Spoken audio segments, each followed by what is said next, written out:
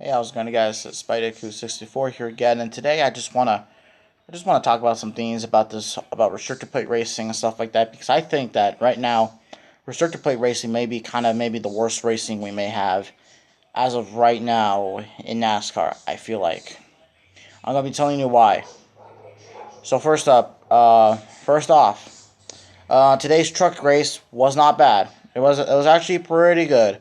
The trucks weren't single file. I mean, they were really aggressive for the stage win and stuff like that. But I'm gonna talk a little bit about that in a little bit, because that's one of the problems.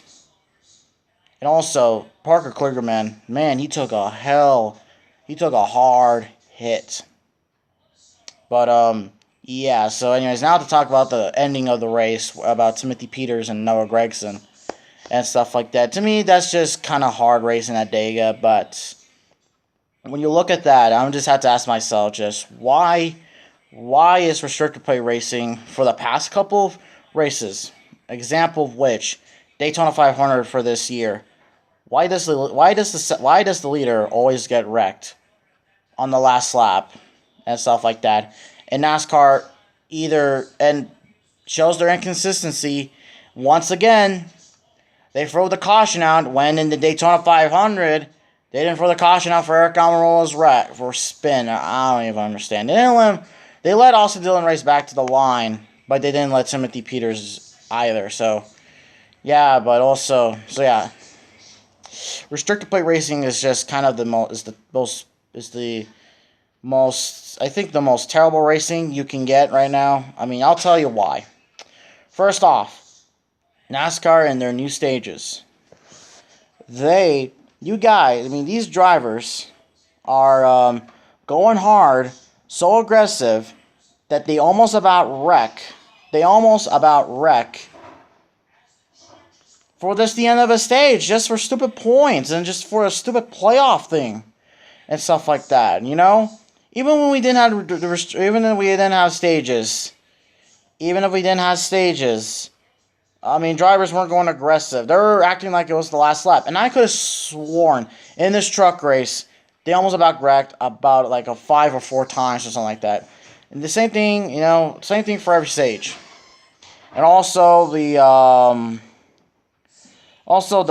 double yellow line rule, that thing needs to go. That thing needs just to go away. I mean,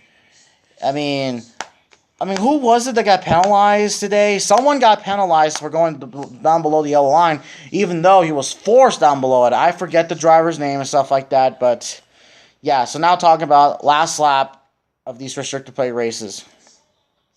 For me, what I like in a restrictor plate race on the final lap of the race or something like that, and that is one, drivers not wrecking each other's drivers, not wrecking the second place guy, not wrecking the first place guy, even if it wasn't a dump. Austin Dillon's win in Daytona 500, the way he won that race was that he got such of a big run from Bubba Wallace from behind him that he just couldn't control it and just wrecked Eric Almirola, for the win and stuff like that. And even Austin Dillon, some people say he's a spoon-fed rich brat, but Austin Dillon has talent. And he says he hates it for the 10 guys, but hey, there's nothing Austin Dillon can do, because this is how restrictor plate racing is.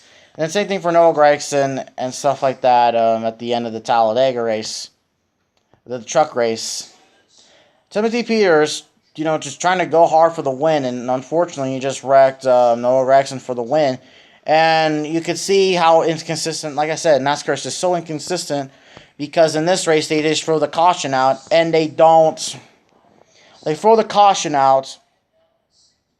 And don't let them race back to the line. I'm sorry, there's just some stuff going on. The PT Le Mans race is going on right now. So yeah, that's just why I'm just so. My head is just at different places, and I have autism right now. So yeah. Like I said, and then in the end of the Daytona 500, they didn't throw a caution out for Eric Almirola wrecking. Also, for that spin with Grant Enfinger? The 98 truck. I think that was Grant Enfinger, yeah. He spins out, and that's not a caution. He spins out, and that's not a caution. The 12 truck spins, that's a caution. Or I don't know. Please tell me what's the definition of a caution? Okay? Because what I feel like for so it appears like they threw the caution out for the 12 truck. I forget his name. I think it was, I don't know. I don't care who he is right now. But for the 12 truck, yeah, but he spun around and they threw a caution for that. And then for the 98 truck, Grant Enfinger, he spun around and they didn't throw a caution either. Well, considering that something like that also happened in the Daytona race, where I think, who was it, Elliott Sadler or Spencer Gallagher that spun around or something like that and they didn't throw a caution? I don't know. NASCAR seriously is just inconsistent. What drivers spinning out? I just need to clarify what is a caution? What is a caution for when a car spins around? Is it because because the truck or car doesn't have a flat tire or anything like that? Or something like that. If a car spins around on an oval truck, that brings out a caution. No matter what. It doesn't matter at all. They have a tire or something like that, but that is a caution. So anyways, in the end, guys, restrictor plate racing has just become really ridiculous. And the reason why I say it's the worst type of racing, that's because, one, it creates the most crap shows of NASCAR you can get and stuff like that, which explains why that other racing series aren't like, explains why NASCAR is kind of dying, because, one, these wrecks are just ridiculous and stuff like that. And there's no doubt about it that the Talladega, that for tomorrow, there's probably going to be something BS to happen or something like that. I don't know. So yeah, in total, restrictor plate racing has just been annoying. We seriously need to change it. I'm not so sure what that stupid aero package is going to do for next year. But anyways, thank you guys for watching. I'll see you in the next video.